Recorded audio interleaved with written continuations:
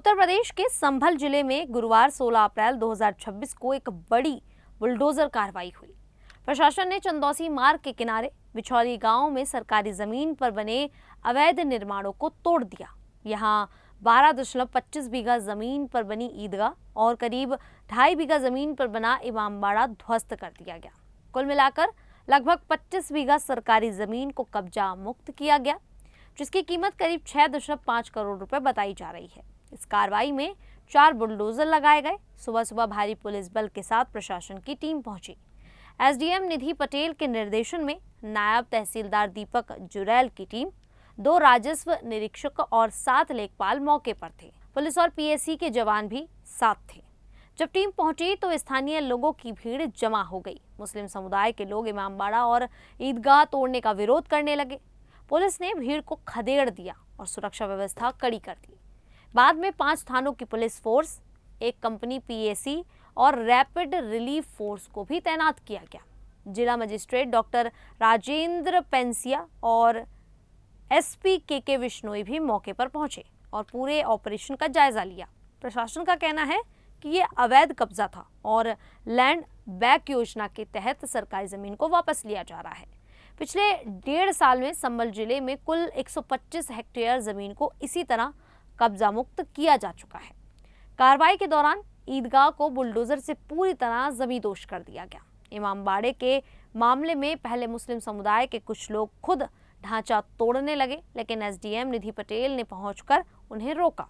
बाद में प्रशासन ने खुद 3-4 बुलडोजरों से इमामबाड़े को तोड़ना शुरू कर दिया। छतों पर पुलिसकर्मी तैनात किए गए ताकि कोई अप्रिय घटना ना हो। पूरे इलाके में भारी सुरक्षा व्यवस्था थी। मीडिया रिपोर्टर्स भी मौके पर थे और भारी भीड़ जमा हो गई थी। प्रशासन ने साफ कहा कि ये किसी धर्म विशेष के खिलाफ बिल्कुल नहीं है, बल्कि अवैध निर्माण और सरकारी जमीन पर कब्जे के खिलाफ रूटीन कार्रवाई है। पहले भी कई बार नोटिस दिए गए थे, लेकिन कब्जाधारियों ने ध्यान नहीं दिया। बिछौली गांव चंदौसी मार्ग पर स्थित है और यहां सरकारी जमीन पर लंबे समय से कब्जा था। प्रशासन के मुताबिक ये जमीन आम लोगों के लिए थी, जैसे पंचायत घर, स्कूल या अन्य सार्वजनिक कामों के लिए रखी गई थी। कब्जा हटाने के बाद अब ये जमीन लैंड बैंक में शामिल हो जाएगी, जिससे विकास कार्य किए जा सकेंगे। कार्रवाई के दौरान इलाके में तनाव का माहौल था, लेकिन पुलिस की सख्ती की वजह से कोई बड़ी हिंसा नहीं हुई। स्थानीय लोगों में हड़कंप मचा हुआ है। कुछ लोग कह रहे हैं कि यहाँ सालों से ईदगाह और इमामबाड़ा बना हुआ था और अचानक तोड़ दिया गया। वहीं प्रशासन का पक्ष है कि बिना अनुमति के सरकारी जमीन पर कोई भी निर्माण गैर कानूनी है। ये कार्रवाई संभल जिले में अवैध कब्जों के खिलाफ चल रही लगातार मुहिम का हिस्सा है। पिछले कई महीनों से जिले में कई जगह पर बुलडोजर एक्शन हो चुका है, जिसमें मदरसा, मकान और अन्य निर्माण शामिल रहे हैं।